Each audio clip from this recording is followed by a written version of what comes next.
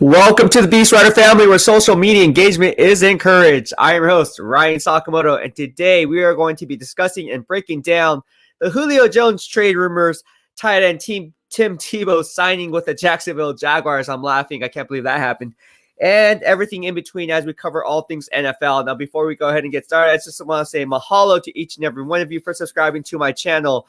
I know I've been getting hit up on DMs and saying, when is your next live stream? I like the engagement that you have provided us here in the BEASTwriter family as we cover all 32 NFL teams. I like how you do your NFL draft grades. So that's why I kind of took a break from the live streams, because I wanted to give everyone else, and obviously the majority of the fans here are, I would say, Niner fans, Panthers fans, Broncos fans, Steelers fans, obviously Cardinals fans, but I wanted to talk about the other fans that were here in the BEASTwriter family, which is why I want to continue covering all 32 NFL teams. So again, thank you so much for sticking to it and being patient with me. And we are back on this live stream. So again, good vibes only here in the BEASTwriter family. I did take a little bit of a break over last weekend, got the chance to meet Varuna Perea over in Sacramento on my way to my family trip out there. I was like, you know what? I want to make a point to go out and meet this guy. I mean, he's always engaging here on this platform. He invited me in his house.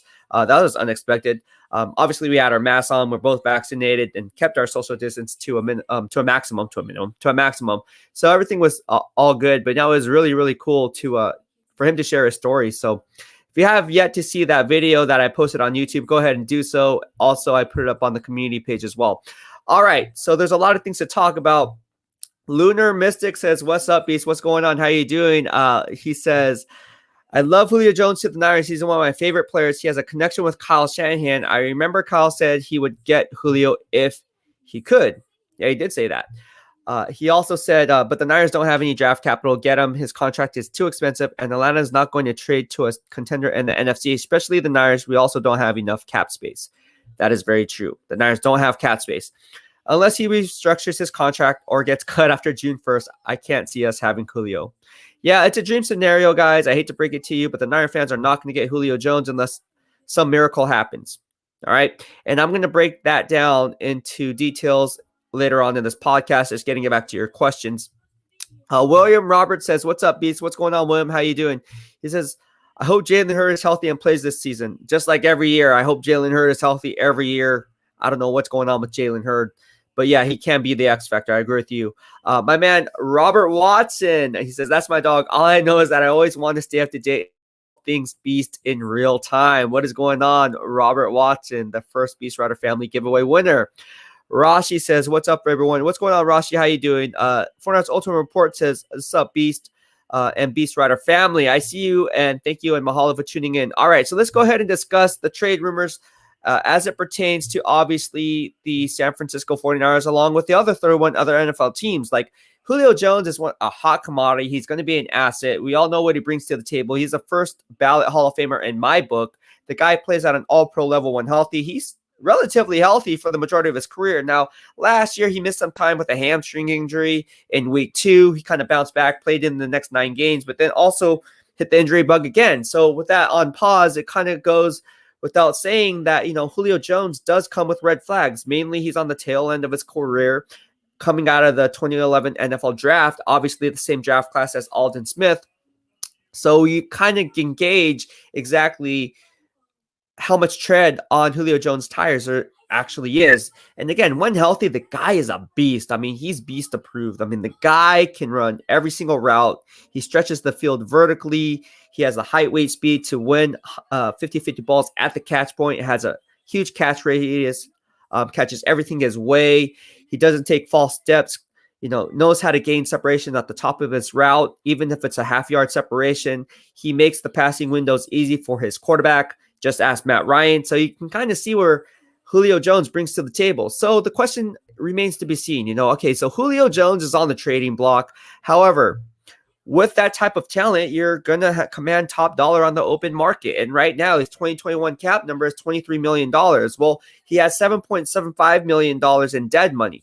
What that means is if the team, the Atlanta Falcons, was to trade him, they would have to absorb a $7.75 million cap hit off that $23 million cap number. The difference is $15.3 million. That's the cap savings that the Atlanta Falcons will incur, and the team picking up his contract through a trade would have to take on that $15.3 million.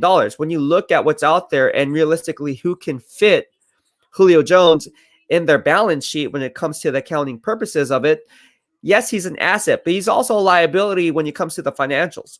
And when you look at it from $15.3 million, how many teams can afford $15.3 million? I mean, you look at who they have on the books. I mean, you have to account for, let's say, roughly overall $10 million for the rookie draft class altogether.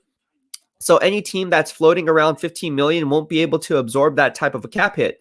However, taking on that contract of Julio Jones, there are some teams who I really like, right? And again, the Niners don't make financial sense because although they're like, 15 or $18 million head above water when it comes to the cap, you have to take into account what it would take to give up for a player like Julio Jones. I mean, the 49ers gave up a 2022 and 2023 first-round pick, trading up to number 3 from number 12 to get Trey Lance, and they also don't have a 2022 third rounder. So if you're going to give up a guy and gain a guy like Julio Jones in return, you're going to have to give up at least a 2022 second rounder. And that's what I put in the description of this podcast. So is it financial? When you talk about the instant gratification versus long-term gains, as I always like to do in all of my podcasts, as I break it down into 3 parameters, that's one of the parameters I like to break it down. The instant gratification is, yes, you get an all-pro player in Julio Jones who can really take the top off the defense and make life easier for Jimmy Garoppolo or whoever's behind center. But on the flip side of that, you're definitely mortgaging your future because you're investing in a short-term gratification versus a long-term gains of not having any high-round picks over the next 2 years, because you don't have those first rounders, and then you give up a second rounder and a third rounder in next year's draft. Now you don't have a high pick at all on day 1 or day 2. You have to wait till day 3 to pick up that first pick in that entire draft class. So if you really want to play fool's gold here, you kind of have to decipher between the two, which is a better investment. Is it better to go out and get Julio Jones because you have Jimmy Garoppolo for one more year, and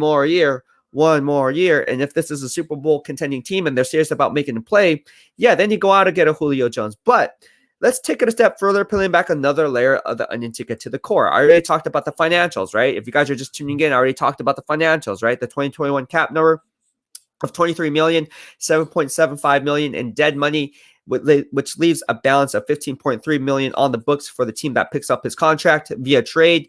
That's a lot of bread to be asking for. And then you take into account that the Niners don't have much draft capital to begin with. So if you're going to yield a 2022 second rounder, you're not going to have a pick in the 2022 draft until the 4th round. All right. Now let's take it a step further, right? Peeling back another layer of the onion to get to the core.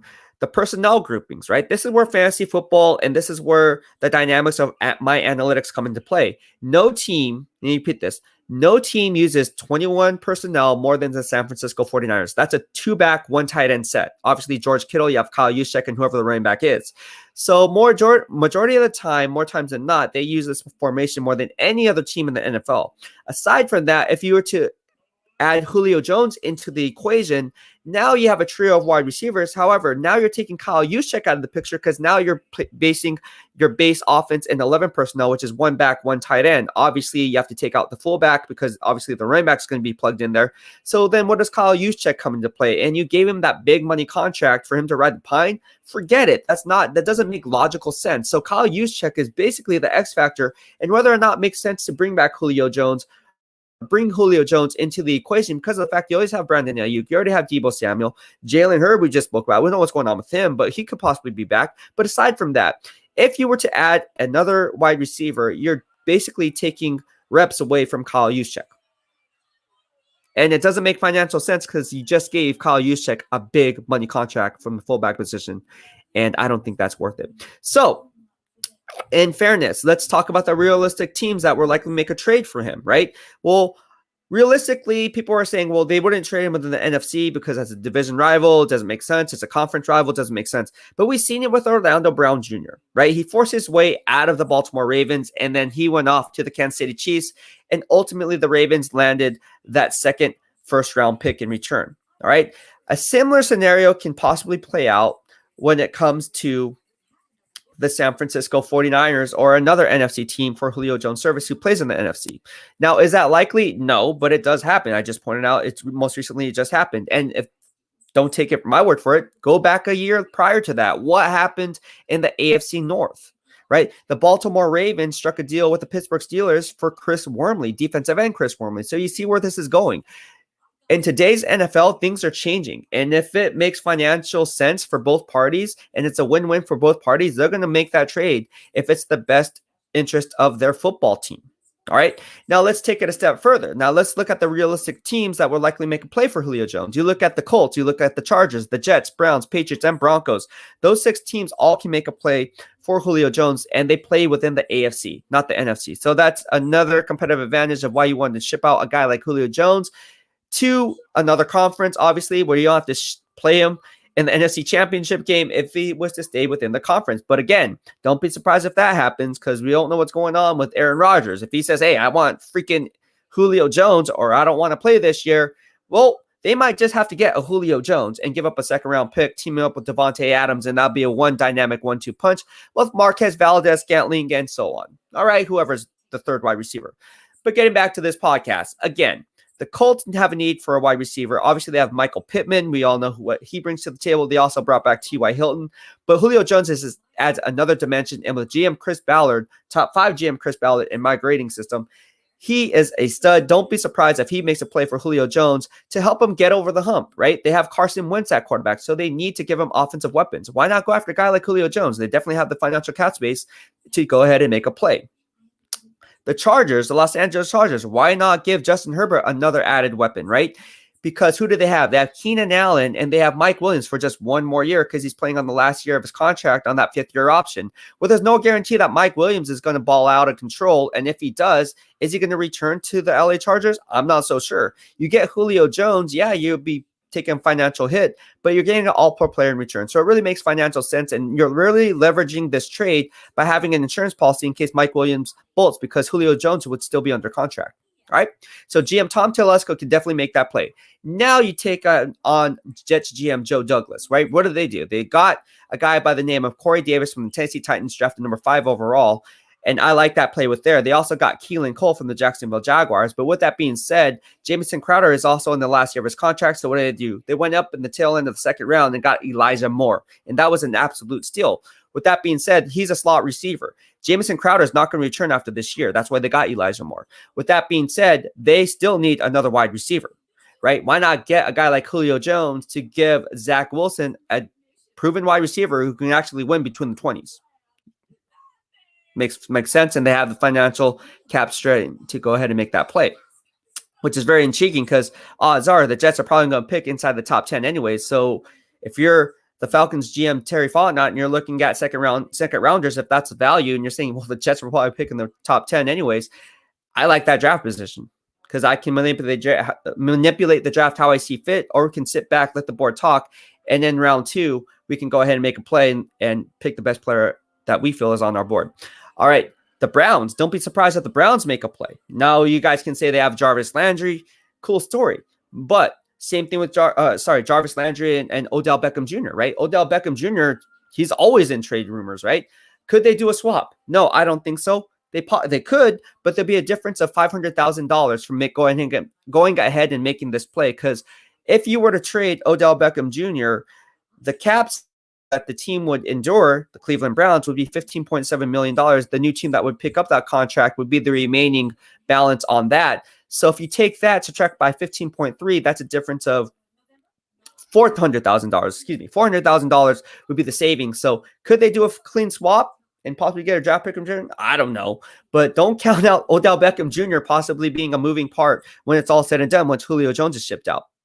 All right. So they could also be a play, and don't count out the Patriots. They're only $15.9 million head above water. But Bill Belichick, he did it with Randy Moss. He could do it with Julio Jones. I know they got Nelson Aguilar. I know they got Hunter Henry from the LA Chargers. I know they got Jonnu Smith from the Tennessee Titans. They have Kendrick Bourne now from the San Francisco 49ers. So they do have skilled players. But again, Julian Edelman retired. And if they need a perennial all-pro player, why not get the best one in Julio Jones on the open market. And then you have the Denver Broncos. I know they got Jerry Jeudy in the first round last year. Obviously, Courtland Sutton's a beast. He was a Pro Bowl snub just a couple years back. Those two players could be the key pieces as a 1-2 punch and dynamic duo for Drew Lock or Teddy Bridgewater. Pick your poison. However, with that being said, you need a trio of wide receivers, and they have the cap space and GM George Paton to go ahead and make a play for Julio Jones. So I like those teams there. Again, ask me questions and any questions you have regarding the San Francisco 49ers or Julio Jones or whoever, whatever the case may be, as it pertains to your favorite team. All right, let's go ahead and get to your questions. What else we get? Drew Burrow says, "What's up, Beast? Big ups from the Bahamas. I see you, man, and mahalo to you." CJ Ruthless Sports says, "Sup, BEASTwriter? What's going on?" Klarinka Zavadilova says, "49ers. I like it. How you doing?" From Facebook. Danny Terrell says, "Love Julio, but he is getting older." That's very true. How is Trey Lance? I'm very excited for him, but what about Garoppolo? Garoppolo is definitely hurting right now inside. He's not going to say it publicly, but he's hurting. Don Lovato from the BEASTwriter family says, "Good morning, BEASTwriter." Good morning, Don. How are you doing? He says, "BEASTwriter, we're making that t-shirt in the front. One more year, Jimmy G. In the back, it says Trey Lance. What do you think?" Yeah. I mean, you could definitely make that shirt and say BEASTwriter approved. This is exactly what I said was going to play out. It played out. So that would get a lot of hits. I think it's funny that everything comes out now and people are like, "Oh, well, everybody, no, that's not. My sources told me that it was Mac Jones." And here I'm like, my sources told. I never said my sources, though. You just know. I don't have to be like, my sources told me this. All right, Jan Paul Edward de Dios. What's the chance of Jordan Hicks getting traded? Not high value on him right now. Jordan Hicks is likely going to be released, my man. JP, Arizona Cardinals fan base. If you guys don't know, Jordan Hicks is likely to seek a trade simply because the team drafted Zaven Collins. Zaven Collins is going to play the same position as Jordan Hicks, which I stated in my earlier podcast. When breaking down the NFC West draft grades on the Arizona Cardinals, you can watch that before he requested a trade, actually. And this is why you guys followed me. You know, I said Hicks is on the outside looking in. Then 2 days later, the Arizona Cardinals granted him permission to seek a trade, which is why in the very beginning, that was one of the picks I got right in the first round. Was I said the Cardinals were going to go Zaven Collins at 16. So everything was lined up perfectly. I have a good, strong network when it comes to Arizona Cardinals, and from what I'm hearing and so forth, or my sources, whatever the case may be. But you guys get the picture. So Jordan Hicks is likely to be released, bro. I don't see him being traded. I think he's going to be released. Cut, traded. I don't know. He's not going to be with the team anymore. Kim Ferrison, the Tebow thing is nepotism at its finest. Yes. Funny you mentioned that because I talked to one NFL coach just the other day, and he talks about the two N-words. Okay, the two N-words in the NFL, it's narcissism and nepotism. All right. So narcissism is different from nepotism. If you guys don't know the difference between words, basically nepotism is like favorites, being a family friend, being a relative, and getting the job simply because you know the person. So basically politics. And it happens in every single corporation, no matter where you go, but especially in the NFL. Tim Tebow getting a job at tight end is ridiculous. It's ridiculous. It makes me sad. Wait, who knows? It could be the next all-pro tight end. We have my man Anthony in the house. What's going on, my man? How are you? I'm great, Beast. How you doing, man? Happy, what is today? Thursday. It's good to see you. Yeah, I know it's been it's been a week since I did a live stream, or over a week since I did a live stream. So I'm happy to be back. I've been trying to keep up with the NFL draft grades. I was actually talking to one of the guys in BEASTwriter family. I know we have to work on the Adobe Premiere. What do you think about that, man? Because I really need your input on that. Because I want to do it. I mean, I can do it. I just need to know the software. And then obviously Adobe Premiere, you said it's on a different level. Dude, I'm like a kid, man. You have to like walk me through like how to do. I'm serious, dude. Being out there, I'm not really tech savvy when it comes to like tech. Best way to learn anything. I mean, I use Premiere a bunch. I'm not like an expert. I use a different. I mean, I edit television shows. I use a different program for multi-camera video and whatnot. But that being said, I use an extensive amount of Adobe Premiere too. The best way to do it is just get it and then drop your video in there and then start playing with it. And Also, there's a bunch of YouTube tutorials out there that are really, really helpful that'll take you through like the very basic stuff. But it's fairly straightforward. It's you drag and drop your footage into the system, and then play around with it on the timeline.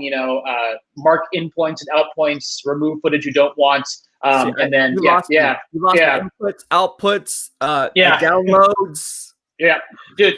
What YouTube tutorials is where I would send you. However, I got something in the mail from you, sir. Which is this. Hey, and I've been waiting for you to do a live stream so I could sort of unbox it to say thank you. To you. So I really appreciate this, because I know exactly what this is, but I figured it'd be fun to, I don't know, share it with your audience that indeed, because I know you've been making house calls. I've been seeing that on the Twitter, which is amazing, dude. So yeah, Hawaii's a long way, so I just wanted to sort of share this with you, and say, really, sir, thank you for this. And oh my god, here it is. This is really, really cool. Oh man, okay. Oh yeah, dude. Oh yeah, check this out, dude. This is awesome. Oh man. Yeah. Oh man, dude. It has something too on the end. Yeah. Oh gosh, yeah. And hold on, pull up to the camera. Oh my gosh, that's so freaking awesome, dude. Yeah. This is oh my god, simply amazing. You're welcome, man. Thank you. Mahalo for the love. Man. I really appreciate it, man. It's really cool, man, that, obviously I want people doing this. I think this is a cool idea, because so many people out there say they do it and then they really don't know that they do it. So like, did I really win, or how are you doing it? So this is it's like, of course I do it, dude. Yeah. So. Heck yeah. Dude, this is such, oh man, dude, I really appreciate it. And like, I like to support really awesome content creators like yourself, who are always, putting out really smart videos and talking real. So, I don't need incentives like this to like you and follow you and super chat you, because you absolutely deserve it. But man, this is good stuff. So anyway, Beast, rock on, my brother. Thank you, sir. No, thank you for the love and support, man. Like, without you guys, I wouldn't be where I am today. And that's why, I was visiting family, and here's Waruna. He's lives in El Grove. I was like, you know what? If I have time, I'm going to take time out of my schedule to meet up with you guys. And I know it sounds crazy, but I like taking that extra step, and I've always been about that. Like, this is nothing new. Like, I've been doing this ever since I became a beat writer with the 49ers. Like, and some people don't like the way to be honest with you, some people that I work with, they said it was the wrong thing to do. They didn't like me doing this. I'm not joking with you. They legit told me through the grapevine that, we don't like Ryan, what he's doing. And it's like, what, giving back to the fans? You don't like it? I mean, how is that my problem? Like, if fans want me to sign stuff, if they want me to take selfies with them, like, how is that my problem? Like, it's a very old, like, outmoded way of doing journalism, and unfortunately, like, print journalists are having to adjust to the modern times of people wanting free news and the different ways that people will actually utilize, your services as a journalist. And it's just, like, this is what you do now, it's and there's nothing wrong with it. Because it makes fans like me feel more connected to the work that you do. So I don't know. I appreciate what you do. So don't listen to the haters, man. Keep doing what you're doing and sharing your smart commentary, Thank you, man. I appreciate it. I really, really appreciate it, man. And like I said, man, without you guys, the BEASTwriter family, I wouldn't be in the position I am today. So I want to bring it up. I want to build up the channel. I want to do certain things. So we're collabing with a lot of people behind the scenes. We're going to get some hot guests on. I mean, I'm talking about like Jim Trotter. Oh, Jim Trotter's the man. Yeah. I mean, I don't think anybody's going to top. Well, there might be some guys who are on par, like, but no one's going to top Jim Trotter. Right. Yeah. Totally. But we're going to, or Andre Carter, right? Those guys are like, those are the dudes. Totally. But we're gonna have hot guests just like that on the show. So just on that level, right? On the same exact level. Stuff. It's gonna be fun, man. So I'm doing a lot of things behind the scenes. Obviously, I want to work on Adobe Premiere. I was just talking to a guy about that with the whole freak. And I'm gonna rely on you, dude. I mean, I need your help. I need your help, bro. So I'm gonna buy it today, and then we're gonna go ahead and I'm just gonna, like, I know you're a busy guy, but maybe we can work something out where it makes financial sense for you to go ahead and help me out. Don't think about that. I love to help you out however I can, and I am a business person, but we'll figure out something. So hit me up offline. But really, dude, sure. I just wanted to just hop on, do that unboxing, and just say thank you, sir. And and by the way, Julio Jones to the Niners ain't happening. I don't see how that. I don't see how that. I would love it. But I just don't see that happening. But we'll see. I guess, right? We'll see. We'll see. All right, my man. Thank you so much, Tony, for mahalo, aloha. Mahalo, my man. Thank you so much for unboxing it. I think you started a trend. I think everybody wants to do this now, so that's a good thing. Nice. Good All stuff. right, thank you. All right, my Take man. care. Aloha. Take it easy.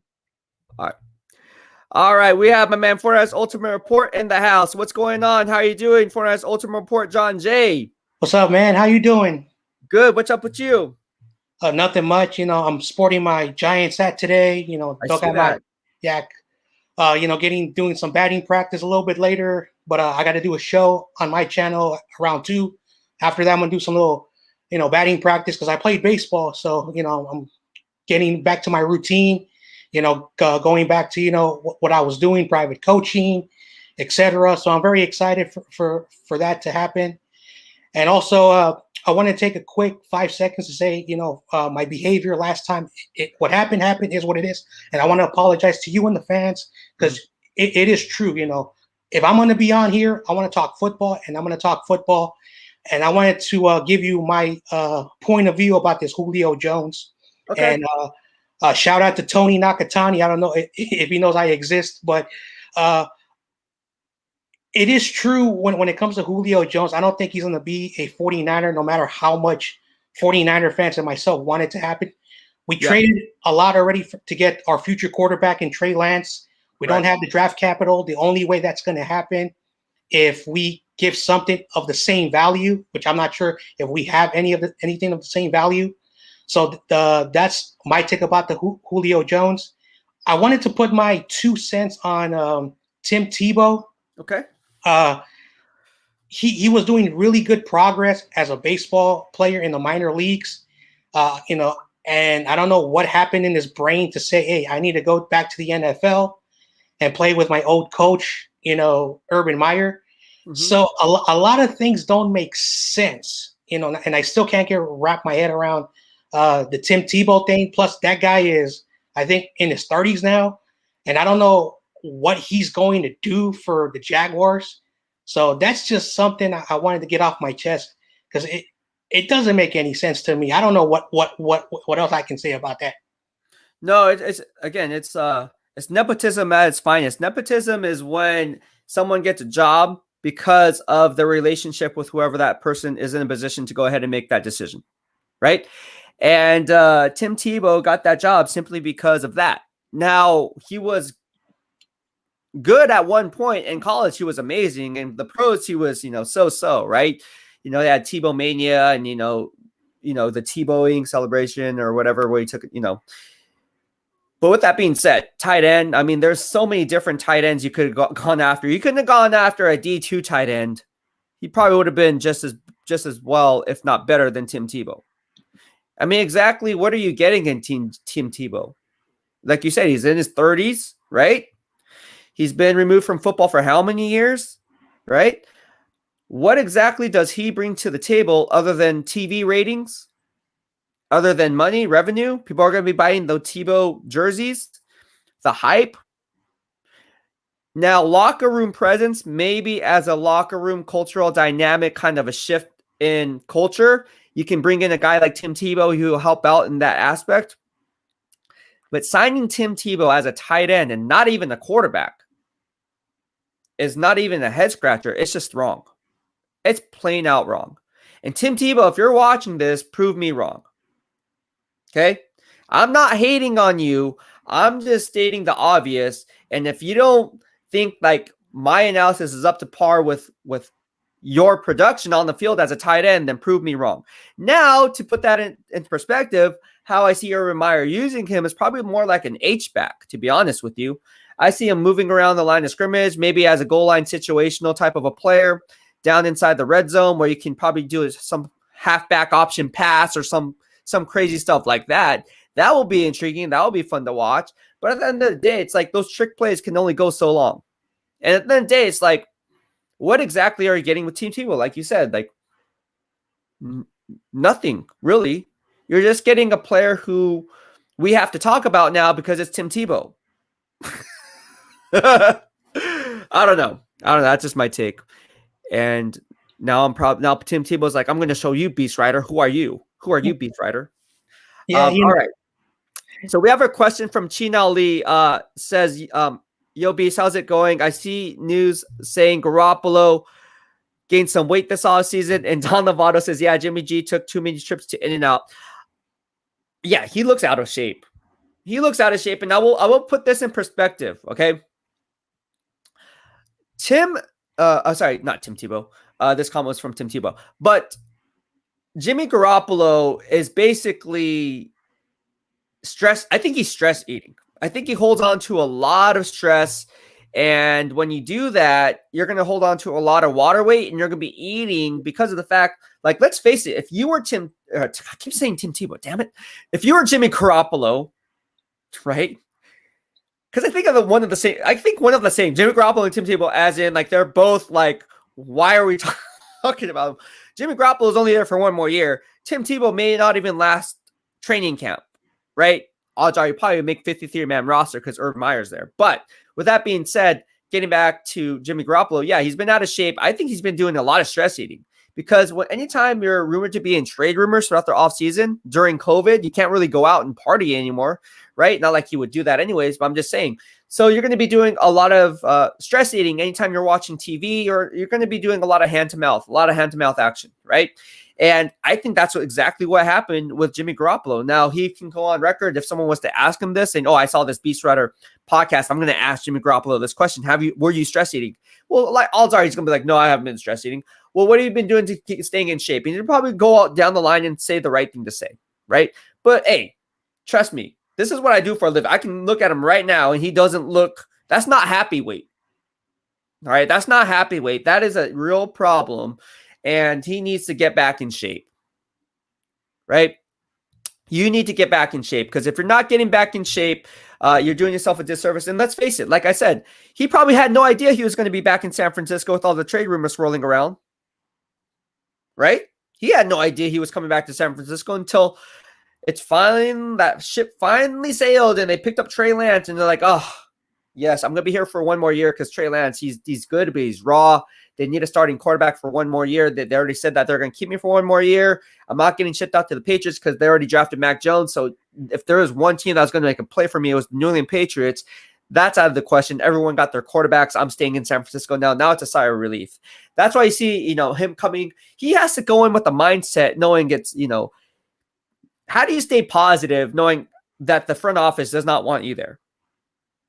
They don't want you there, Jimmy. And for you to be a true professional and hold and smile and be happy, I mean, I have so much respect for him, because the standard of professionalism to go ahead and do that takes a lot out of you, right? Mentally, because you're playing a game that you're really on the inside, you're hurting. You're hurting on the inside, but you don't want to show it to the media. You don't want to show it to the fan base. And certainly you don't want to show it to the players in-house inside that locker room, because then you'll lose that locker room and they won't have faith in you. So talk about keeping the faith. Jimmy Garoppolo is on the outside looking in. Again, this is going to be a storyline throughout the whole entire season, because if he struggles, all blame is going to be on Jimmy Garoppolo. Oh, well, they got the offensive line, so you can't blame Jimmy Garoppolo. It's all on Jimmy Garoppolo now. They got Alex Mack. They re-signed left tackle Trent Williams. We got Aaron Biggs in the second round, so it's all on Jimmy Garoppolo. That's why he's not mobile enough. That's why he got Trey Lance, and that's why he got sacked, and he cost us that game. These are things that all Jimmy. Oh, he can't make the deep throw. Oh, it's on Jimmy Garoppolo. The line protected well. He was just inaccurate making that deep.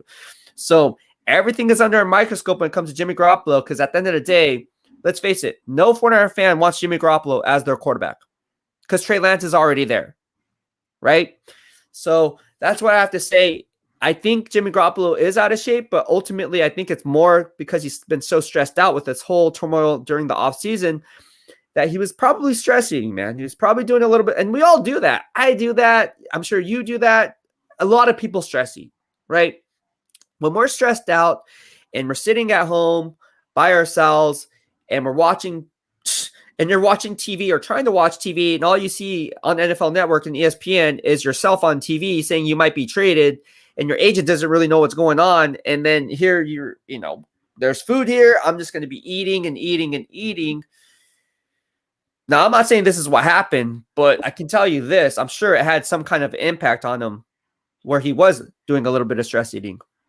Just a guess. Not saying that's true, but it's just a guess. What is your take on that? Do you think he was kind of stressed out and stress eating a little bit? I'm going to piggyback that in a moment. What are your takes? Because you talk fitness a lot about these news stories about Kinlaw being larger. What do you think when you hear about that? Do you think he's larger, like more body mass, a little bit larger in the waist? What do you think about that? Because I've been hearing that the Kinlaw's more bigger, he's going to be more dangerous. Do you agree with any of those stories? Kinlaw's going to be better because Bosa is back. I'm plain and simple. Kinlaw's going to be better because Bosa is back, and Kinlaw is going to be much improved. In fact, I already went on record in saying this. I think he's going to have anywhere between 5 and 9 sacks next year because of Bosa, if Bosa stays healthy. So if you're watching BEASTwriter family, I called this a long time ago. Kinlaw is going to have 5 to 9 sacks. I'm his biggest inspiration. He tweeted it out there before deleting it. Kinlaw, I know you're watching it because obviously your family watches this. Yeah, he's going to have a nice year. Now, talking about his body, his physique, I mean, he was always a big, strong guy. I did like his size. I did like his mass. But was he an athletic freak? No, I didn't see an athletic freak. I didn't see it. Now, is that to say, is that a knock on Kinlaw because he's not an athletic freak? No. I mean, the guy is big. I mean, he can still freaking run through a house. I mean, the guy's strong at the point of attack. He has a mean bull rush. But the problem with me coming out of college for him was his pass rush or lack thereof. He didn't have very many pass rush moves. He didn't have any counters. He didn't have any rip moves. And we saw glimpses of his Pro Bowl potential, but we need to see consistency, especially if you're drafted number 14 overall to replace DeForest Buckner, right? And I'm not saying you have to be on DeForest Buckner's level because in your rookie year, you were not on DeForest Buckner's rookie level, right? Not in my grading system. So again, this year is where Javon Kinlaw is going to take the biggest leap. And in fact, he might even, he's going to make heads turn. He's going to prove why he was drafted number 14th overall if Bosa stays healthy. If Bosa doesn't stay healthy, we can't count on Eric Armstead to be that guy. I'm sorry. Eric Armstead is Dennis Elfield 2.0. Okay. So with that being said, yeah, he's big, but he's not like someone like I would just go up and be like, oh, wow, that guy's huge. Like, I mean, I see these guys all the time. If you want to talk about body, I can show you a guy who looks the part, right? So, yeah, he's good. I mean, for a football player, right? He's pretty big, yeah. But to call him like an Aaron Donald, that's a freak to me. Aaron Donald's a freak, right? And I'm not talking about his production on the field. I'm just look at him. The guy is 285 and has a six-pack. So his body fat percentage has to be around 5 to 7%. Okay. Kinlaw has more of a belly, right? So his body fat percentage is a lot higher. It's probably in the 18-20 range, right? So you're looking at it as 25% of your body is fat, right? Now, that's not to say that Kinlaw, just because his physique is off, that he's not going to be a good player. I mean, some guys are freaking, I don't know, they could be like, look at Vince Wilfork. The guy has 50% body fat, and the guy was an all-pro player. So I'm not saying two are the same. I'm just saying, and get back to your question, when you're talking about athletic freak just by eye candy, passing the eye candy test, yeah, he looks big. He looks strong. He has a strong trunk. His lower half is really, really good. He can squat through the roof, I bet you. But his upper half is decent. It's decent for a guy his size, which is good. Decent's good for me. I mean, it's not great, but it's not. I mean, it's not like you want to look at a guy who like Andre Carter. That guy was just built like a beast, right? You guys seen the 8-pack on him. He was cut from head to toe. I mean, that's a beast. That's a freak. Guys like who else? Like DK Metcalf, right? That's a freak. But if we're talking about the defensive line or offensive line, I mean, those guys have to have some weight on them because they have to be movers. So you don't expect them to have that kind of a physique. But ultimately, yeah, Javon Kinlaw is going to ball out of control, I think. I think Javon Kinlaw is going to be good. I think he's going to be good. So I have high hopes for him. If he doesn't, hey, then that falls on me in year 2. But year 1, it's exactly what I thought he would be, and I was right. Year 2, I think he's going to shine. We'll see. We'll see. But yeah, that's where it stands there. John Zach says, look what he gonna exercise out of the building and get hurt, and then like James on the Broncos OTA, he can drop those linebackers quick. Justin Ellsworth from BEASTwriter Family said, what's up, Beast? Totally agree with Jimmy stress eating. He has very right to stress eat with the situation that he's in. Yeah, so let's talk about the stress eating. Do you think he's stress eating a little bit? Well, I personally didn't hear a lot about, Jimmy Garoppolo's weight. That's why if he is stress eating, I can understand why. Yeah. I suffer with that in high school for whatever the reason. But, so I understand that. So, that's the reason why when it comes to like, these reports, oh, Jimmy's more fatter or more heavier, or Kinlaw's more fat or more heavier. Oh, these are good things. I don't know why they're putting out these reports from these media outlets. So, personally for me, like that's why, these players, are going to get in shape. And if the weight, is still going to, linger on to the season, then that's going to be a problem, but at the end of the day, just like you said, like Vince Wilfork is a good example, great player. So it doesn't matter if Kinlaw has like more muscle mass, can he produce the same way as Vince Wilfork? So, and hopefully, Garoppolo, it's probably like a little temporary thing, because that dude, when I've seen him, like in person, he looks like a stick, but maybe I'm not seeing it like how other people are seeing it. Yeah. And again, like I think 49er fans, and here's my analysis going back to Jimmy Garoppolo, Javon Kinlaw, whoever. Jimmy Garoppolo is stress eating. That's my take on it. I'm not accusing him of it. I'm not saying it's happening. That's if I was to take a guess, I think he was stress eating. I think he's obviously going to come in shape, right? Now that he doesn't have to look over his shoulder about getting that starting role, he's going to be the starter. So I think he's going to drop that weight really fast. I think in 2 weeks' time, here we are on May 20th. Let me look at my calendar, because I covered the team for years, so I know exactly how their offseason conditioning program kind of works. So I'm going to say by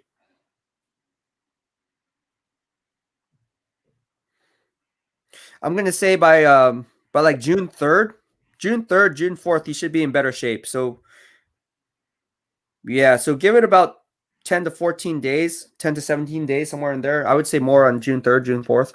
You're going to see a different type of physique from Jimmy Garoppolo. Because, yeah, that's certainly going to be a cause for concern, right? But he's going to get it down. Jimmy Garoppolo is a true professional. He's very coachable. He's going to, whatever he's asked to do, he's going to do it. If he was to say, hey, you're not going to be the starter week 1, he's going to be like, okay, cool. That I'm okay with that. Can you help Trey Lance progress? Sure. I'll do whatever you want me, coach.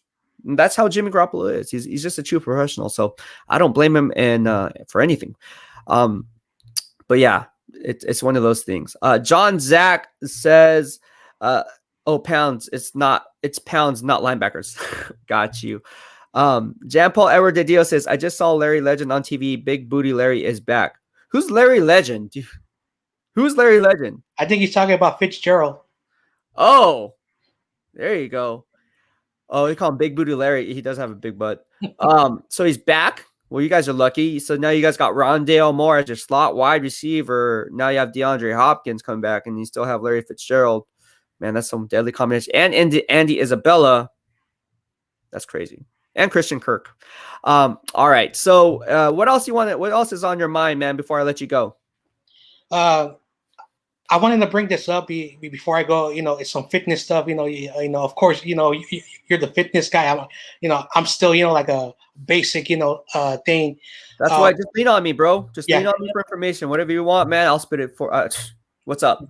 Yeah. So I think in one of your last shows, you were talking about brown rice and white rice, and I've been told by doctors, who I go see, when I see doctors, and they say that they're pushing brown rice, but you said that it's still okay to eat white rice. So I wanted to get your input about this brown rice, white rice debate that's been going on, because people are saying, "Hey, yo, John, don't eat the white rice, eat the brown rice." So I wanted to get your take about, so I can get some information about the rice. Yeah. So for bodybuilding, we eat white rice. We do not eat brown rice, and that's a big no-no. And here's why: it's a fast-acting type of a high glycemic carbohydrate.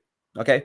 What happens is brown rice is a whole grain, white rice is not. Means the white rice is stripped from like the germ or all the nutritional value out of it, right? So in a sense, you're like, oh, well, why'd you want that? Well, for bodybuilding, it's really good because you don't want that. You want something that's fast acting and in your system. You don't want all that nutritious other stuff. So that's why, although brown rice has a little bit more dietary fiber in it, because for those who don't know, if you're having constipation problems, it's probably because you're not eating enough dietary fiber in your diet. That's why you see a lot of people eating dietary fiber gummies, dietary fiber oatmeal, whatever the case may be. So the nutrients of eating brown rice are healthy, but for bodybuilding, it's bad because we want something that's fast acting and really on the go and it metabolizes in our body quicker. So that's why in our post workout, we don't eat brown rice because it's a slow digesting type of a carbohydrate. Whereas you're eating white rice, it's a different counteracting effect. And that's where you hit what's called the anabolic window. So if I was training a player right now, and I see them all the time, when I was working at the Niners in the cafeteria, right after their workouts or right after their practices, they'll be eating whatever. I would have them eating, at least depending on their height and weight, obviously, but I would say, eat around 5.5 to 6 ounces of white rice, pound that out. That'll be your carb, and then have a lean protein right after that. If you can't hit a protein shake, go ahead and do that with a lean chicken breast, even a top sirloin steak, anything that's a loin type of a steak. Tri-tip is a good type. I'm getting hungry just talking about it.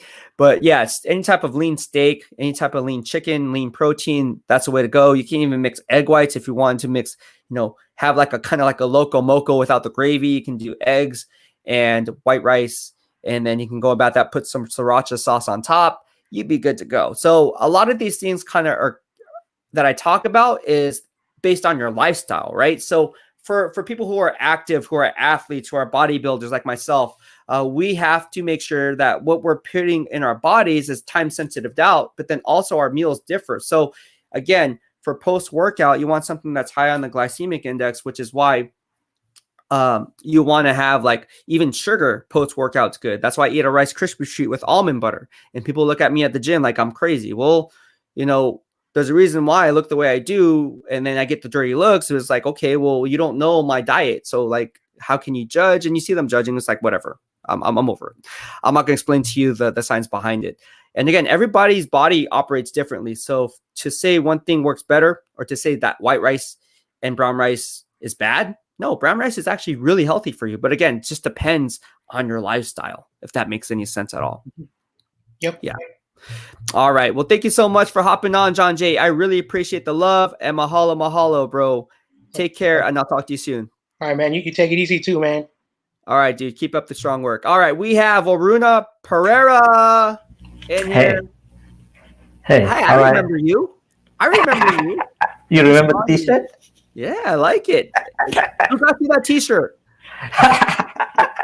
For those who don't know, I went to Waruna's house last weekend as I was visiting family in Sacramento.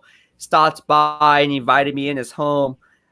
Checked out the room that he's in right now. Checked out the house, and then met his family. So it was a really cool time there. How is the family doing, by the way? Doing great. Is your daughter drawing right now? Yeah, today she has school, but yeah, she is usually doing those stuff. Yeah. So I think I wanted to say this. Come online and say this. Yeah. So when you visited me, it meant a lot. It meant a lot to me. The reason is this right now. When I came to America, in terms of sports, I was kind of lost because I am kind of a person that's mad when it gets to sports, because I grew up with cricket, rugby, going to the games. So when I came here, all the games that were happening back home, they were like 12.5 hours difference. So they were in US night time, and some games were not even streaming on the TV. So I was lost for a sport. Then I found football. So when I found football, I kind of felt a connectivity to this, to this society and everything.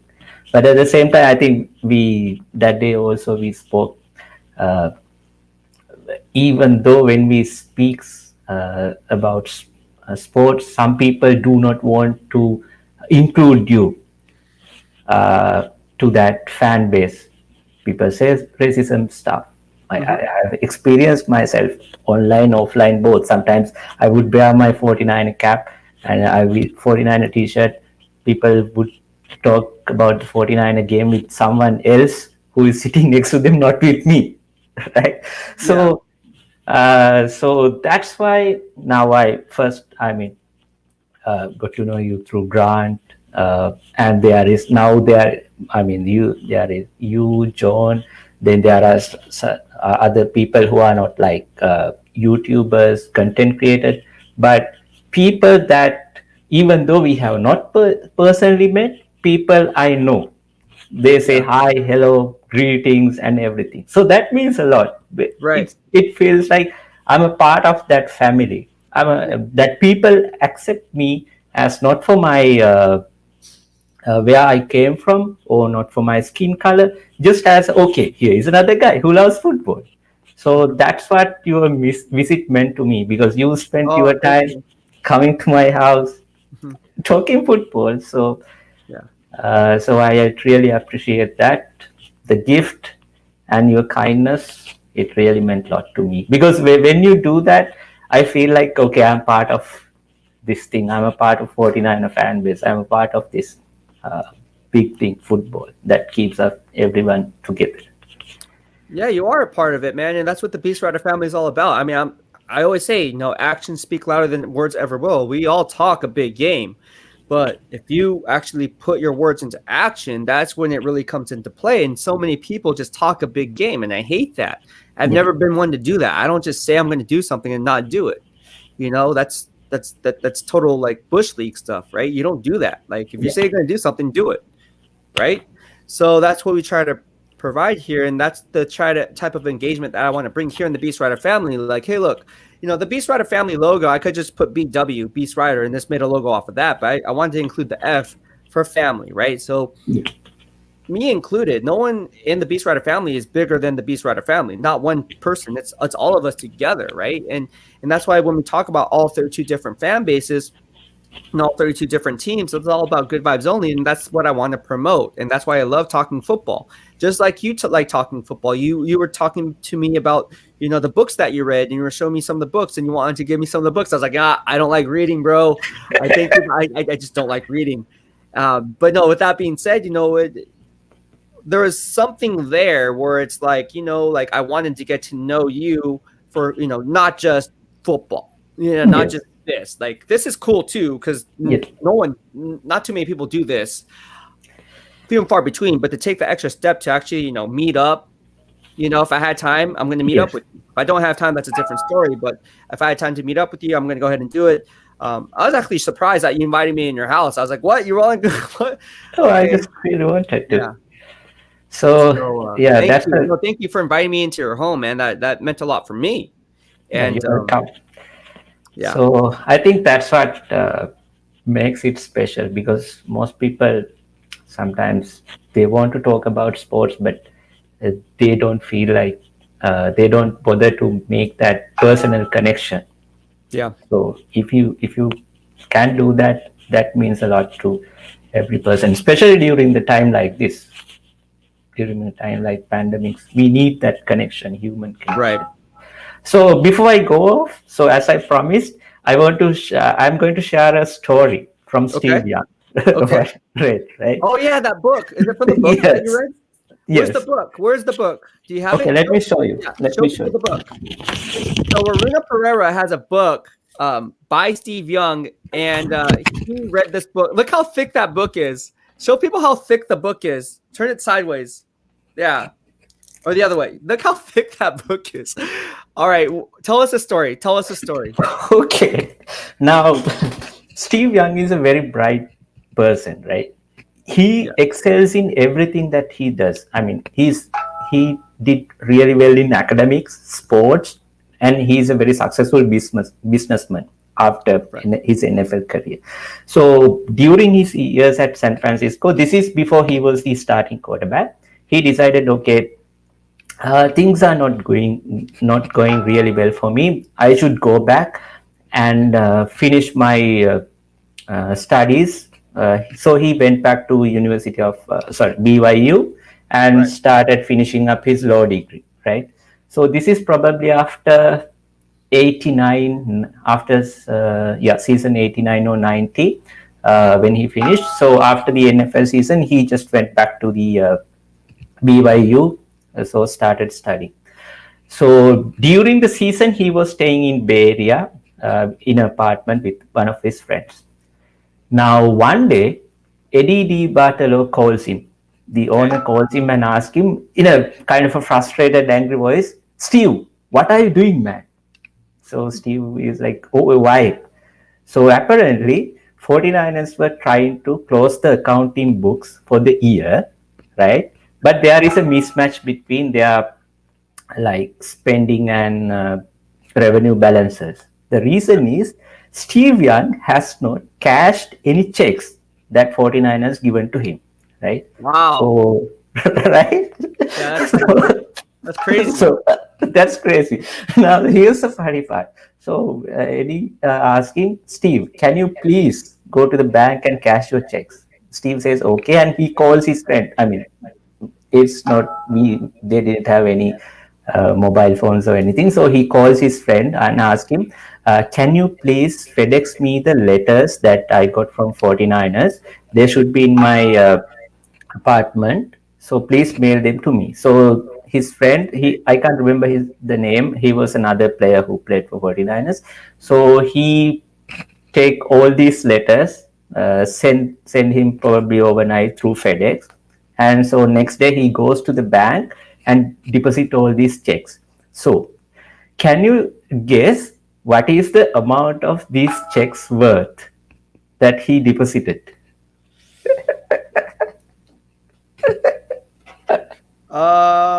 What year is this? Give me the year. 89.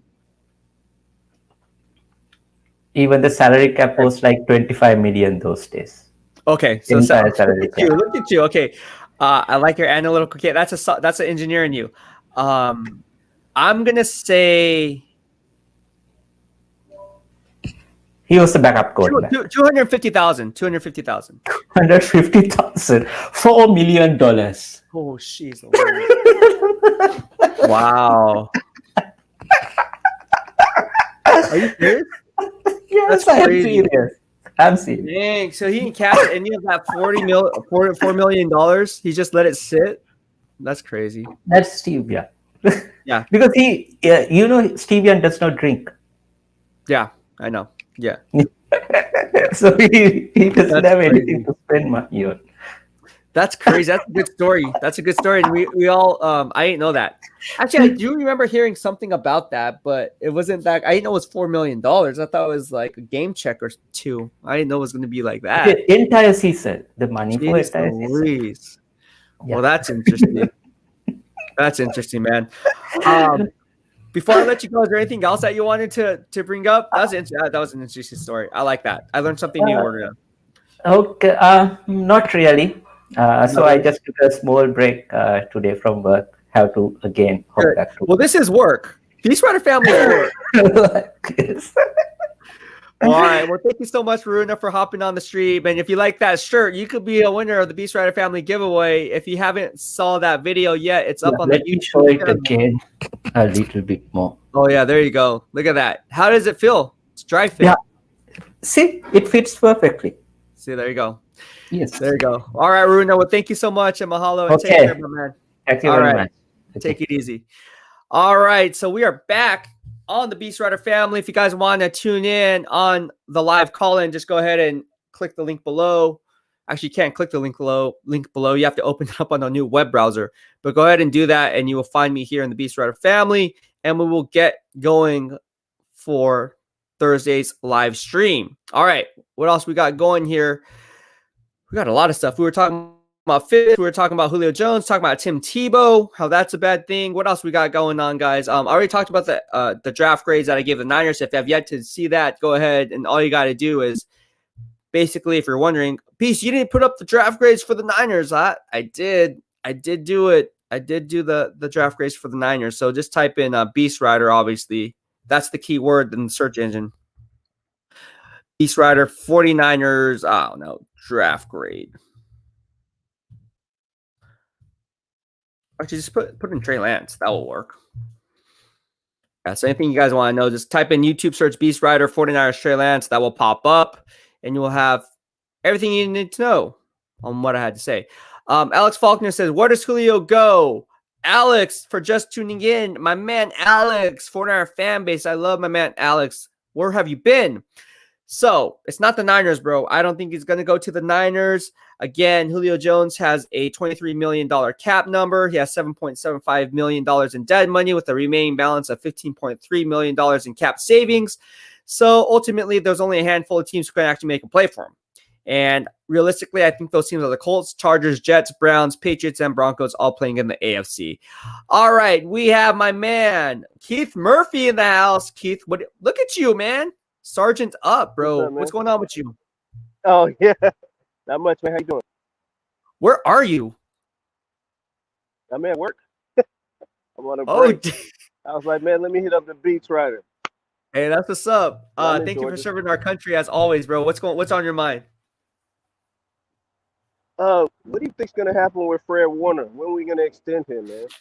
Everyone's asking me that. I know people were like, dude, you should have Fred Warner Sr. on. It's like, dude, I am not gonna be. I know, you guys all know, my networking with Fred Warner and everything. But I will say this: I think I don't know what to say about it. I think it's going to get done. I'm optimistic it's going to get done, Keith Murphy, because if I'm not optimistic it's going to get done, then the heads are going to roll. And if they don't, I'm losing my voice right now because, there's a possibility that it can't get done. I mean, Darius Leonard's coming up for a contract too. Darius Leonard for the Indianapolis Colts is also playing at an all-pro level. Roquan Smith was just given his 5th-year option. He's going to be coming up the year after that. So obviously that's just buying time for one more year. I like saying that, one more year, Jimmy Garoppolo. I mean, you have Tremaine Edmonds, right, for the Buffalo Bills coming up for a contract. They picked up his 5th-year option. But, I mean, those are the same draft class. I mean, right. Why aren't they doing it? I don't know. I mean, what do they have to wait at this point in the game? I don't you know. Waiting for Darius Leonard? Confused. Darius Leonard just came out. I also think go ahead. No, go ahead. I was gonna say I looked at the salary cap and they say we have the eighth most space in the league.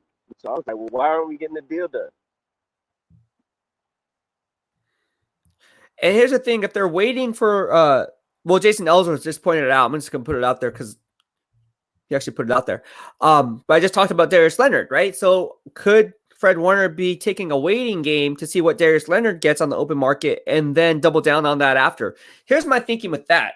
I would not wait for Darius Leonard. I would be the one to set the bar. And here's the reason why. Because Bobby Wagner gets paid $18 million APY. The highest paid middle linebacker in the game is actually CJ Mosley, who didn't even play last year for the New York Jets in terms of guaranteed money. All you have to do is reset the bar there. Because Darius Leonard is not going to get more money than Fred Warner. Why? Because Fred Warner is the standard. Darius Leonard is 1A. Or 1B, I should say. Fred Warner's 1A. Fred Warner's the best of the best. And I guarantee if you were to ask 32 NFL GMs on who was the better linebacker. Darius Leonard or Fred Warner, I would probably guess at least 20 of those teams would say Fred Warner. Right? It'd be a 20-12 split. Yeah, I mean, Fred Warner's all pro last year. And Fred Warner isn't all pro. Very young. And so it's yeah, that's a no-brainer. I got another topic for get off here. Where's a good landing spot for Trey Lance? When do you think he should start this year, if at all? I think around first it's going to be. I think it's going to be an away game, and You're like, whoa, that's weird. against Detroit. Yeah, I think it's. I did no. So let's look up the schedule. I will tell you exactly when. And you guys can remember this. I mean, hey, I like I said, I'm to the point. My bold predictions are bold predictions. I'm pretty spot on, dude. People think I mean, Chris Borland nicknamed me Nostradamus, and then people were calling me BEASTwriter. Okay. So I think if you look at the ESPN, let me look up the ESPN 49er schedule. If the team under Jimmy Garoppolo's guidance goes like 3-7, 4-8, they're going to make a switch at that point. All right. But they're going to have to be close to mathematically out of the playoff race in order for them to make that switch. All right. I truly believe that because veterans that came over are like, hey, look, I came here to actually make a playoff run and go try to win the Super Bowl. And we can't do that with this rookie quarterback making a transition. So unless we're mathematically eliminated from playoff contention, Jimmy Garoppolo is going to be the starting quarterback. All right. So hypothetically, let's say they go 3-7, 4-8, something like that. I think it's going to possibly be a game against the Jacksonville Jaguars in Week 11. That'd be it's a morning kickoff. Obviously, don't be surprised. Again, that'd be crazy. Do Trevor Lawrence versus Trey Lance in Week 11? That's one for the headlines. And remember, they're coming off a short week on that game because the week prior, they're playing the division rival LA Rams in San Francisco, or in Santa Clara, I should say, on ESPN. So that would be a game that's probably like the breaking point game. And there's a reason why ESPN, now that I'm thinking about it, there's a reason why the NFL made that game in Week 10 probably the primetime game and the only game covered by ESPN when it comes to the San Francisco 49ers. Because if you look at the following week, if they're mathematically eliminated, why not roll in Trey Lance for the ratings? Because Jacksonville's not going anywhere this year. Why not raise the ratings in Week 11 when you have a Trey Lance versus Trevor Lawrence type of a battle, right? I don't know. I'll tell you this. If we get mathematically eliminated from the playoffs, I think Kyle Shanahan will be fired. You think so? You traded up to this. So this, I'm a fire. I understand everything you said. Veterans, they want the veteran quarterback, but you traded 2 first-round picks for 3, counting this year. All you did was switch places, but you still gave them that 12 in order to move up to 3. Right. I don't think you do that to sit somebody on the bench. I just don't. I mean, so I think he could start Week 1. I don't know if that will happen. Wow. But I do believe Kyle 100% when he says there'll be open competition. Because I only think you've played sports, man. Yeah. And when you see something, and men are very visual when it comes to women, whatever, right? Mm-hmm. Mm-hmm. When you see an athlete stand next to another athlete and how they move and how they look and things of that nature, that'll talk to those veterans versus you can't just walk in there and say, Trey start.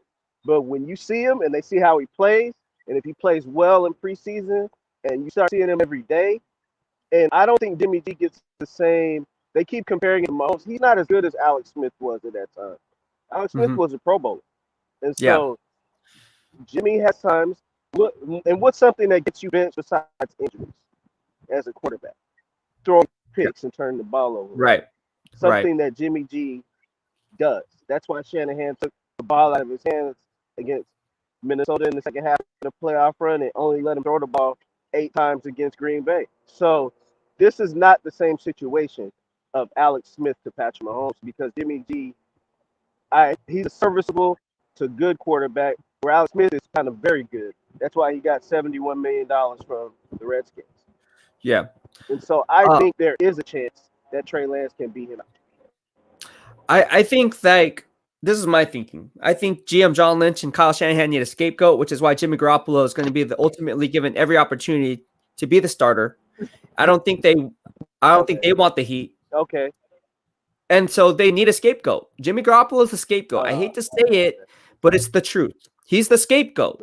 Jimmy Garoppolo, you know this. That's why you probably gained a lot of weight because you knew this is your one more year, your one last shot. They don't even want you on the team, but they need to find a scapegoat because ultimately, if they're to blame someone, they can't blame Trey Lance because that's your shiny new quarterback.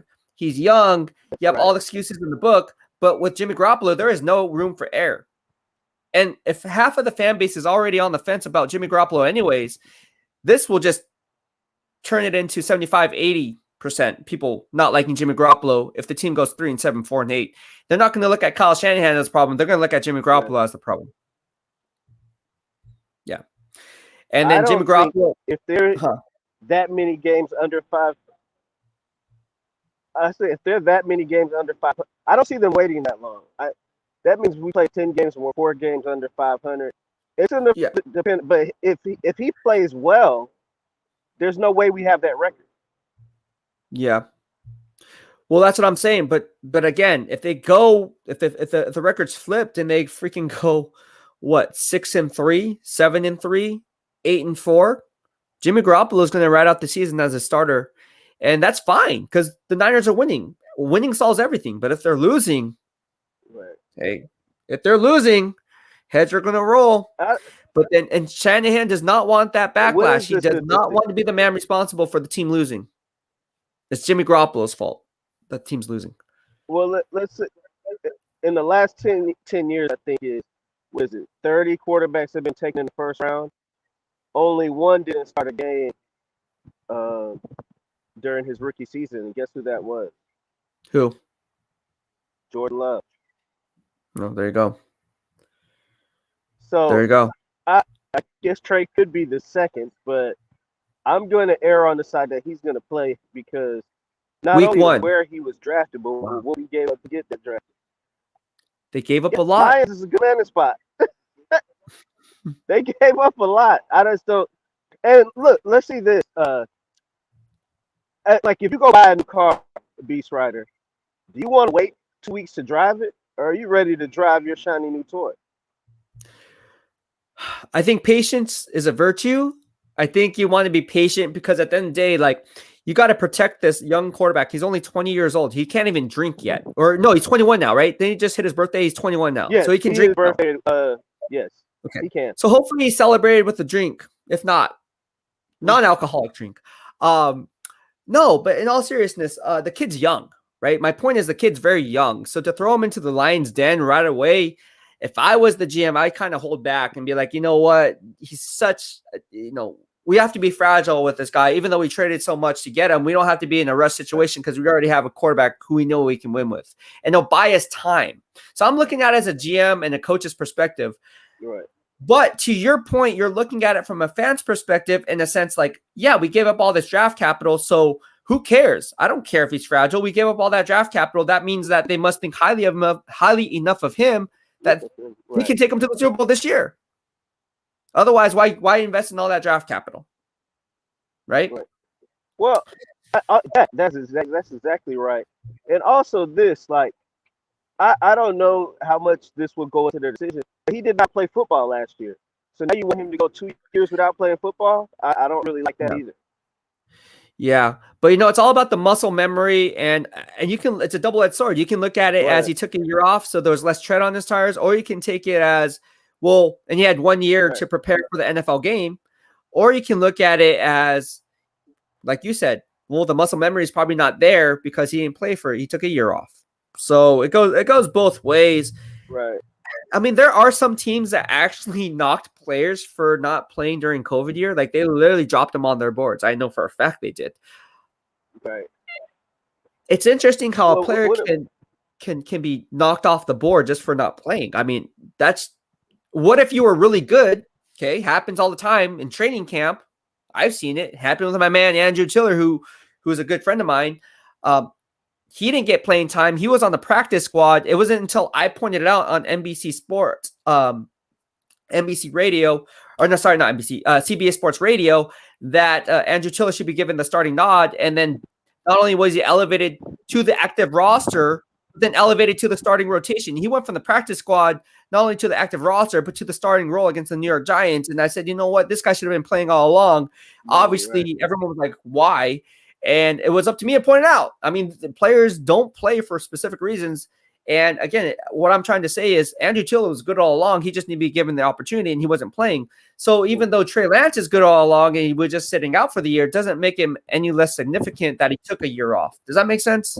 because the talent's still there. Right. The talent's still there.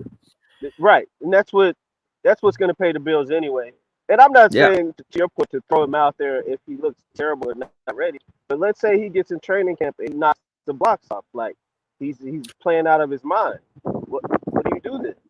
No, you still got to set him, because if you're Kyle Shanahan and John Lynch, you got to take the scapegoat approach. Listen to me, because you want that in your back pocket, right? Right. You want that in your back pocket. So you want him to succeed and be like, wow, this guy's maturing, but we don't want to show our cards too early, because if the season goes sour, then we can roll him in. But if the season goes well, or the season doesn't do well, we start Trey Lance, then we look bad again, because we should have started Jimmy Garoppolo. You see how that works? It can go both ways. You have to play the game, bro. You have to play the thinking game. It's the thinking game. Look, they threw that out the way when they traded 2 first-round picks. It's like we're going all in, and it's like we're being aggressive. We're not playing caution. We're not doing anything cautious. And it's just seeming like they're being bold. I'm not disagreeing with you, but I am giving you more of a fan's perspective where you kind of got more insight. Of course, Shanahan would want to cover his butt, but he already put all his chips on the table. He did. Too late. Well, it's up to you guys to ride him out then. Because if you don't think he's going to last beyond the season for making this trade, I don't know. That's crazy to get rid of a quarterback, to get rid of a coach after hand selecting his quarterback. Because whoever comes in as the head coach, well, if he does, what if they change the system? What if they change the dynamic of the system, and now Trey Lance is damaged goods and he's only 21? Well, okay, maybe they don't fire the coach. But I don't see how. For one, I already think it. I like Shanahan. I've already said on your show, I think he gets a pass, even though he's been stuck behind the gun as far as a quarterback. He has lost 3 out of his 4 seasons he's been here. And so if you're saying we're going to go 3-7 and be eliminated from playoff contention again, that's 4 out of 5 years. I mean, how long? A lot of coaches don't get that much time. Look, the Bears have been pretty successful lately. They've been in playoffs 2 of the last 3 years, and they still catch a lot of fire because of the Trubisky thing. And it seems like they're more on the hot seat than Shanahan and Lynch are. They are, because Ryan Pace is a dumb GM. I keep saying it. He's horrible. I say it all the time. I love the name Ryan, but he's on pace to get fired. Hence Ryan Pace. It's joking. I don't know, man. You bring up great points. 4 out of the last 5 seasons, they had losing seasons. But then the fan base is going to be like, well, we were injured last year. But no one cares about injuries. The NFL injuries happen all the time. And yes, the 49ers were decimated more than any other team. I get it. But then it comes down to depth in the NFL. So I don't like using injuries as an excuse for you guys not playing well. Or I'm saying you guys, or just any team not playing well. Doesn't matter. Niners, whoever. So at the end of the day, the facts are the facts. They had 4 losing seasons out of the last 5 years, right? Since 2017, right? 2017, 18. 3 out of 4, right? Oh, 3 out of 4. Excuse me, 3 out of 4. This would 3 out of 4. This would be 4 out of 5 if they go that route. I think they're going to be playing really well, and make the playoffs. But we'll have to see how it plays out. I don't know, man. It's just a huge blah. But yeah. Anyways, what else is on your mind before I let you go? I think that's it, man. What was I gonna say about? Because to your point about injuries, I gotta compare you like Mike Tomlin has never had a losing season, not one. Dude, well, Mike Tomlin. There's a reason why Pittsburgh Steelers are my. 8-8. I love they're legit. And you know what Mike Tomlin's saying is, as I cover all 32, he always says the standard is the standard. Meaning it doesn't matter. We're not going to use excuses for injuries for our bad play. The standard is the standard. And let me tell you something. The Pittsburgh Steelers were decimated by injuries themselves. They lost their top all-pro outside linebacker in my grading system in Bud Dupree, Roland Alex Highsmith. Depth was there. He picked up where he left off, playing at an all-pro level. They lost inside linebacker Devin Bush to a season-ending injury. He's playing a Pro Bowl level in my grading system. Insert Robert Spillane, who was playing at an all-pro level. Right? You see what I'm saying? You lose certain players at certain, but Tyson Alulu was out, right? Insert Isaiah Buggs, right? So you lose certain players. Insert Stefan Tuitt was out, right? Insert Chris Wormley, right? So you have certain players who can kind of step in and be that player. So when people talk about injuries, it's almost like, like every team has injuries. Every team has injuries. It's How do you football. bounce back from these injuries? It's football. It's a contact sport, or supposed to be a contact sport. I think it's flag football now, but even in flag football, people get injured. So anyways, well, thank you so much, Keith. I appreciate the love, man. And thank you for tuning in, and thank you for serving our country, man. Really appreciate it. Mahalo for the love, bro. I got to get back up here. I got to get back up here with my guy that I was debating with. He said Mac Jones was the pick. You remember that? Bro.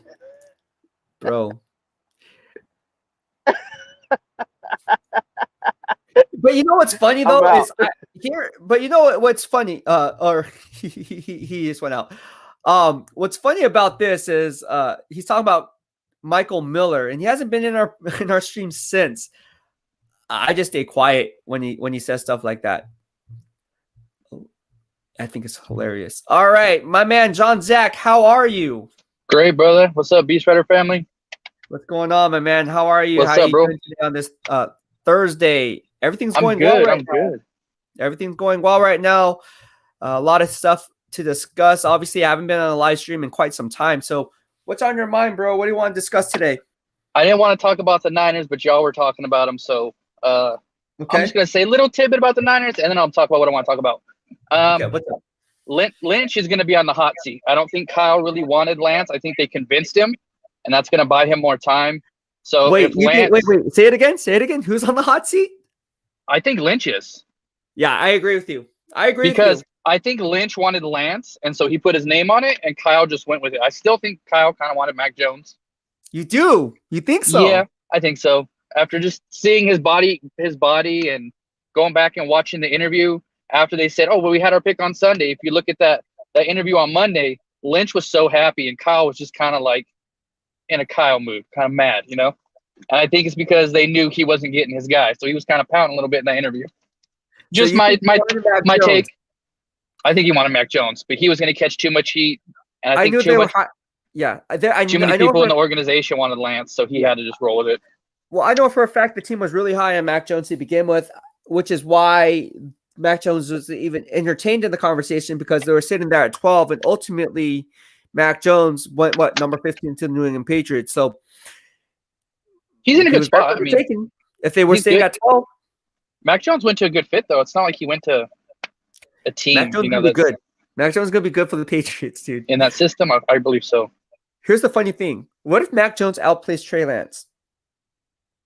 Are we going to look at this and be like, dang, we missed out on two quarterbacks, both now play for the New England Patriots, and we could have had both those guys, Tom Brady. I don't see it happening.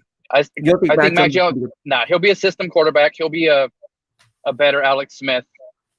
Yeah, I agree with you on that. I don't think he's got the upside and the physical traits to be a dynamic quarterback. He'll be a good quarterback, above average, Joe Flacco, a little under Eli, maybe somewhere in that range. But Lance can be, Lamar, Mahomes, all these different dynamics to the offense. But we'll have to wait and see, man, how he progresses. Yeah, we're just gonna have to see how that plays out, man. It's gonna be interesting, but whatever the case may be, what's going on, whoever the quarterback is now, Trey Lance entrenched as a starter, or not Trey Lance entrenched as a starter, but going to be the future starter, at least in 2022.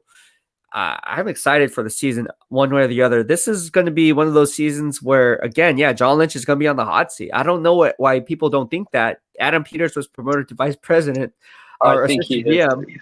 It's just like, dude, like, why would you give that title if someone was entrenched in the business? You don't need to make a title change. I mean, I guess for bragging right? I don't know the case maybe, but obviously Martin Mayhew's now with the Washington football team. I just did a podcast on that yesterday, but getting back to this particular video and live stream, it just doesn't make financial sense, or it doesn't make sense in general as to why GM John Lynch wouldn't be on the hot seat. He should be on the hot seat. He's not as good as people make him advertise to be. And this is not a knock on John Lynch. I like John Lynch personally. He's a great guy, great person. All right. I have nothing against John Lynch. I like the guy. But you have to hit early on in the rounds. You have to hit on your first two picks, and he hasn't done it traditionally. And when it comes to defensive front 7 players, when I already broke it down, the NFC West, go ahead and watch that live stream. He doesn't do very well compared to Les Snead for the LA Rams, John Schneider from the Seattle Seahawks, and Steve Keim from the Arizona Cardinals. He just doesn't do a very good job when addressing the defensive front 7, especially in free agency. So I don't know. I just don't like the picks that he made. I don't like the way he addresses free agency on the defense side of the football when it comes to defensive front 7 players, especially within the division. I mean, the players who are saving John Lynch's career in San Francisco is the 5th round picks: Trey Greenlaw, George Kittle. Third rounders and Warner. Would you agree with? Yeah, Fred Warner, of course. But like the later round picks, right? It's not the ones at the top of the draft. It's not. I mean, Solomon Thomas, Reuben Foster, gone. They're not even on the team anymore. They're gone. Trade up for Pettis. Peace. Yeah. And you should see that interaction with me and Kyle Shanahan when he was drafted. And I said, I just roasted Kyle Shanahan. I was like, hey, what's the one thing you liked about him coming out of college? Because he seems to have trouble getting off the line of scrimmage against Stanford. And then he was like, well, that's one of the things we like about him.